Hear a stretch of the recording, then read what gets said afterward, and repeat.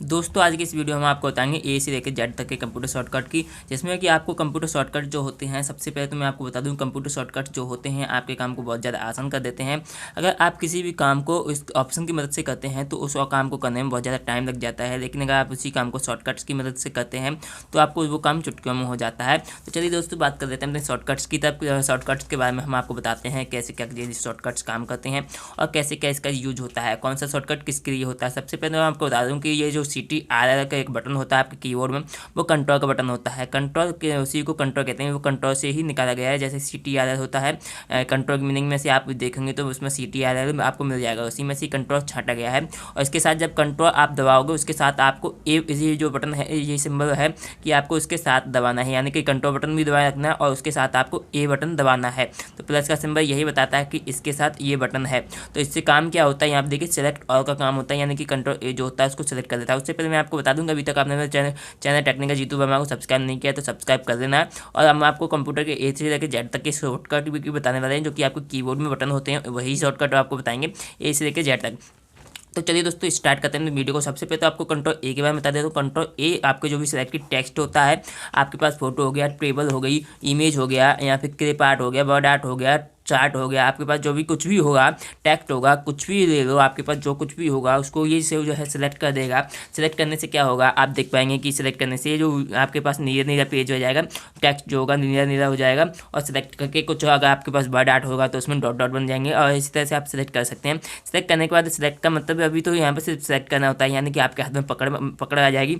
जब आप पकड़ आ जाएगी तो आप उसमें कुछ भी कर पाओगे। उसके बाद हम आपको बता देते हैं बोर्ड का यहाँ पर कंट्रोल बी का भी यूज होता है बोर्ड के लिए। आपने सेलेक्ट तो कर दिया, अब सेलेक्ट करने के बाद अब आप बोर्ड का भी यूज कर पाएंगे। अगर आपको ये समझ में नहीं आया सिंपल, तो मैं आपको बता देता हूँ, आप इसको नोट कर लीजिए। जब आप प्रैक्टिकल करके देखोगे तो आपको अच्छे से समझ में आ जाएंगे। अगर नहीं आ रहे हैं तो मैंने प्रैक्टिकल की भी वीडियो बना के रखी है, कौन सा सिलेक्ट कौन सा शॉर्टकट किस तरह से काम करता है, इसके लिए भी मैंने एक वीडियो बना के रख दी है। आप वहाँ पर जाके वीडियो देख सकते हैं, चैनल पर जाके आपको वीडियो मिल जाएगी। चलिए दोस्तों आप बात कर लेते हैं अपने कीबोर्ड शॉर्टकट की। तब आगे का शॉर्टकट जो है हम देख लेते हैं कि आगे क्या शॉर्टकट आपको देखने को मिल जाते हैं। इसमें बहुत सारे शॉर्टकट हैं जो कि आपको देखने को मिल जाते हैं। यहाँ पे चलिए बात कर लेते हैं हम अगले शॉर्टकट की। तब यहाँ पे देखिए कंट्रोल सी का हम यूज करते हैं कॉपी के लिए। यहाँ पे देखिए कंट्रोल सी लिखा हुआ, कंट्रोल सी का यूज करते हैं हम कॉपी के लिए, कॉपी करने के लिए। कॉपी लेकिन दरअसल आपको दिखाई नहीं देगा, आप कॉपी कर लोगे लेकिन आपको कॉपी जो है दिखाई नहीं देगा।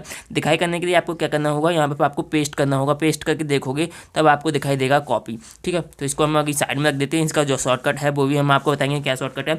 कट और कॉपी में आपको बता दूँ, कट कॉपी पेस्ट ये तीनों एक साथ लगभग एक साथ ही चलते हैं। कट किया तो कॉपी करना पड़ेगा, कट किया तो पेस्ट करना पड़ेगा। ठीक है, कट किया तो पेस्ट करना पड़ेगा। यहाँ आपकी मर्जी है करो या ना करो कट में, लेकिन कॉपी किया तो आपको पेस्ट करना पड़ेगा। तो कहीं ना कहीं आपने पेस्ट करने के लिए ही उसको कॉपी किया है, पहले आपको कॉपी करना पड़ेगा, उसके बाद आपको पेस्ट करेंगे। तो इसके बाद आगे शॉर्टकट चलते हैं। यहाँ पे कंट्रोल डी आपको देखने को मिल जाता है, जो कि आपको MS वर्ड में देखने को मिलेगा, MS ऑफिस में देखने को मिलेगा। यहाँ पे आप MS पावरपॉइंट ले लो, MS एक्सेल ले लो, MS वर्ड ले लो, आपको यहाँ पे डुप्लीकेट देखने को मिल जाएगा। आप इमेज को डुप्लीकेट कर सकते हो, वर्ड आर्ट लिया आप उसको भी डुप्लीकेट कर सकते हो। यहाँ पे कंट्रोल ई का आप सेंटर अरेंजमेंट दे सकते हैं। जैसे मैं आपको बता दूं कि आपका जो सॉफ्टवेयर होता है उसमें आपको 4 अलाइजमेंट दे दी जाते हैं। अलाइजमेंट का मतलब यहाँ पे लिखने का तरीका, यहाँ पे आपको लिखना है या सेंटर में लिखना है, या फिर आपको राइट में लिखना है, या पूरे पेज में लिखना है, यानी जस्टिफाई में लिखना है। तो आपको 4 अलाइजमेंट दे दी जाते हैं, राइट लेफ्ट में, सेंटर में, राइट में और जस्टिफाई में। तो आपको 4 अलाइजमेंट दे दिए जाते हैं, वहाँ पर आप ये सब कर सकते हैं। तो यहाँ पे आपको 4 अरेंजमेंट दे दिए जाते हैं और 4 अरेंजमेंट बहुत अच्छे से काम करते हैं। आप इनका शॉर्टकट मैं आपको आगे बताऊंगा, अभी तो सिंपल आपको एक ही शॉर्टकट बताया जा रहा है जो कि कंट्रोल ई है। आप कंट्रोल ई से सेंटर का अरेंजमेंट कर सकते हैं। उसके बाद मैं आपको बता दूँ, कंट्रोल ऐप होता है फाइंड करने के लिए। इसका शॉर्टकट अगर आप F3 भी दबाते हो तब भी आप फाइंड पेज पर पहुँच जाओगे, यानी कि आपको राम की जगह पर यहाँ पर आप देख पाए राम को सर्च करना है कि राम आपके पेज में कितनी बार लिखा है, या कुछ भी कोई भी शब्द है वो कितनी बार लिखा है, आप फाइंड की मदद से कर सकते हो। इसका शॉर्टकट F3 भी कभी कभी काम कर जाता है। उसके बाद आगे चलते हैं कंट्रोल जी की तरफ। यहाँ पे आपको कंट्रोल जी में आपको शॉर्टकट दे दिया जाता है गो टू के लिए। गो टू का मतलब क्या होता है, आप किस लाइन पर हो, कहाँ जाना है आपको, उसके लिए यूज होता है। आगे चलते हैं, आप इसको लिखना चाहें तो साथ ही साथ आप लिख सकते हैं। और ये वीडियो हमारी स्क्रीन प्रैक्टिकल जो वीडियो होती हैं उनकी हमारे चैनल पर वीडियो पड़ी हुई है, आप उनको भी देख सकते हैं। आगे की जो वीडियो आने वाली है उनके लिए आप हमारे चैनल को सब्सक्राइब कीजिए, आपको बहुत अच्छा लगेगा। चलिए आगे चलते हैं। उसके बाद आपको दे दिया जाता है यहाँ पे कंट्रोल H से आप रिप्लेस कर सकते हो, यानी कि आपको राम की जगह पर अगर श्याम लिखना है तो आप ऐसा इस रिप्लेस की मदद से यानी कंट्रोल H की मदद से कर सकते हो। यहाँ पे रिप्लेस में आपको 2 ऑप्शन दे दिए जाते हैं, यानी 2 बॉक्स दे दिए जाते हैं। यहाँ पे रिप्लेस पहले ऑप्शन में आपको राम लिखना है, दूसरे ऑप्शन में श्याम लिखना है। अगर आपके पेज में कहीं भी राम होगा तो उसकी जगह श्याम हो जाएगा। ऐसा करने के लिए आप यहाँ पे रिप्लेस का यूज कर सकते हैं। यहाँ इसके बाद आपको कंट्रोल I दे दिया जाता है, जो कि इटैलिक के लिए काम होता है। इटैलिक का काम होता है शब्दों को थोड़े तिरछे बनाना, जो शब्द होते हैं उसको इटैलिक कर देता है, यानी तिरछा बना देता है। तिरछा बनाने से ये क्या होता है, ये कंट्रोल I फॉर्मेटिंग में आता है, टेक्स्ट फॉर्मेटिंग में आता है, जो कि आपको फॉन्ट ग्रुप में देखने को मिल जाएगा।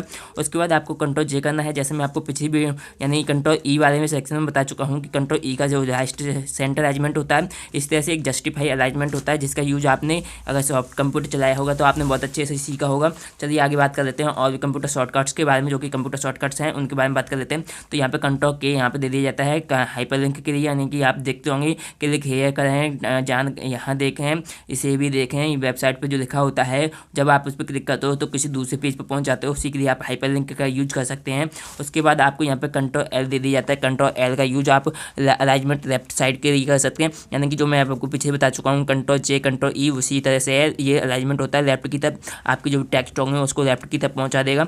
उसके बाद आप देख पाएंगे कंट्रोल M है, यहाँ पे कंट्रोल M आप MS पावर पॉइंट में यूज़ कर पाएंगे। MS पावर पॉइंट में कहाँ पे यूज़ कर पाएंगे, नई स्लाइड लेने के लिए। जो भी आप काम करते हैं MS पावर पॉइंट में वो नई स्लाइड पे होता है, उसका यूज आप यहाँ पे कर सकते हैं। उसके बाद आपको कंट्रोल N दिया जाता है, जो कि आप किसी भी सॉफ्टवेयर में यूज कर सकते हैं, जिसका यूज आप नया पेज लेने के लिए कर सकते हैं। नया पेज, न्यू पेज यहाँ पे लिखा हुआ है। उसके बाद अगर आपके पास प्रिंटर है तो आपने ये ऑप्शन बहुत अच्छे से यूज करके देखा होगा। अगर आपके पास प्रिंटर नहीं है तो मैं आपको बता दूँ, इसका यूज़ कंट्रोल P में यानी कि कंट्रोल P प्रिंट करने के लिए किया जाता है, जो कि बहुत अच्छे से काम करता है।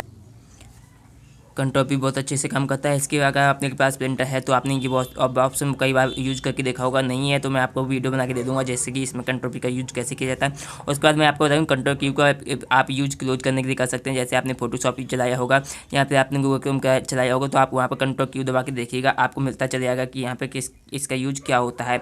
जैसे आप कंट्रोल Q दबाओगे तो यहाँ पे आप देख पाओगे। अभी मैं आप कीजिएगा, थोड़ी लाइट चलेगी तो इसकी वजह से ये थोड़ा अंधेरा हो गया था। यहाँ पे मैं आपको बता दूँ कंट्रोल Q का यूज आप यहाँ पर कर पाओगे। मैं आपको बता दूँ कंट्रोल Q का यूज आप सॉफ्टवेयर को क्लोज करने के लिए कर पाओगे यहाँ पे। और आपको मैं बता दूँ यहाँ पे जो सॉफ्टवेयर नहीं होता है, यहाँ पे आप न्यू टैब जो होती है उसको क्लोज करने के लिए कर पाओगे। और यहाँ पे आपका जो सॉफ्टवेयर होता है उसको क्लोज करने के लिए टैब 4 का यूज करते हैं। यहाँ पे कंट्रोल R का यूज आप मैं बता दूँ कि 4 अलाइनमेंट यहाँ पे कंप्लीट होने वाले हैं। अलाइनमेंट यहाँ पे देखिए कंट्रोल R दे दिया जाता है। कंट्रोल R का यूज राइट अलाइनमेंट के लिए आप कर सकते हैं, जैसे मैं आपको बता चुका हूँ कि 4 अलाइनमेंट होते हैं। कंट्रोल S का यूज आप बहुत अच्छे से जानते होंगे, जैसे सेव फाइल करने के लिए होता है। और यहाँ पे आपको कंट्रोल T का यूज दे दिया जाता है न्यू टैब। इसका यूज आप गूगल क्रोम में कर सकते हैं, इसके अलावा कहीं और होता हो तो मैं आपको बता दूंगा, लेकिन इसका सिंपल सा यूज है। न्यू टैब लेने के लिए आप यहाँ पर गूगल क्रोम का यूज कर सकते हैं। गूगल क्रोम में यहाँ का न्यू टैब कर सकते हैं, यानी कि कंट्रोल T का यूज कर सकते हैं न्यू टैब लेने के लिए। कंट्रोल U का देख सकते हैं अंडरलाइन के लिए है, जो कि आप बहुत अच्छे से समझ चुके होंगे कि अंडरलाइन कैसे की जाती है। आपने कई बार यूज भी करके देखा होगा। जैसे मैं आपको बता चुका हूँ कंट्रोल P का यूज होता है। कंट्रोल V का यूज होता है पेस्ट करने के लिए। आपने कट किया तो आपको पेस्ट करना पड़ेगा, जैसे मैं यहाँ पर बता चुका हूँ कि आप कॉपी करोगे तो आपको पेस्ट करना पड़ेगा।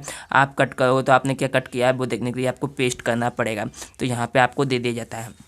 उसके बाद आपको यहाँ पे कंट्रोल W दिया जाएगा क्लोज द विंडो, यानी कि आपके पास जो भी विंडो होती हैं यानी सॉफ्टवेयर होता है वो ओपन है तो आप उसको क्लोज करने के लिए ऐसा कर सकते हैं।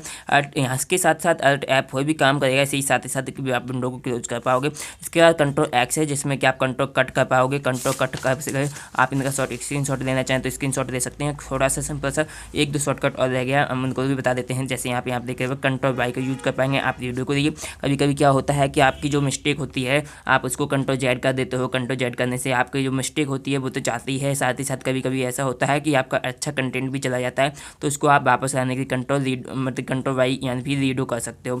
उसके बाद आता है हमारे पास कंट्रोल Z। कंट्रोल Z का यूज आप कहाँ पर कर सकते हो, आपकी कोई मिस्टेक हो जाती है तो आप उस मिस्टेक को सही करने के लिए कर सकते हो, इसका अंडो को यूज, ठीक है। कंट्रोल Z का यूज अंडो के लिए कर सकते हैं। अभी तक आपने मेरे चैनल को सब्सक्राइब नहीं किया तो चैनल को सब्सक्राइब कर दें, जिसके मैं वीडियो की नोटिफिकेशन आप तक पहुँच सके। और ऐसी वीडियो के लिए आप हमारे चैनल को सब्सक्राइब जरूर कीजिए। चलते हैं, मिलते हैं अगले वीडियो में। Thank you for watching.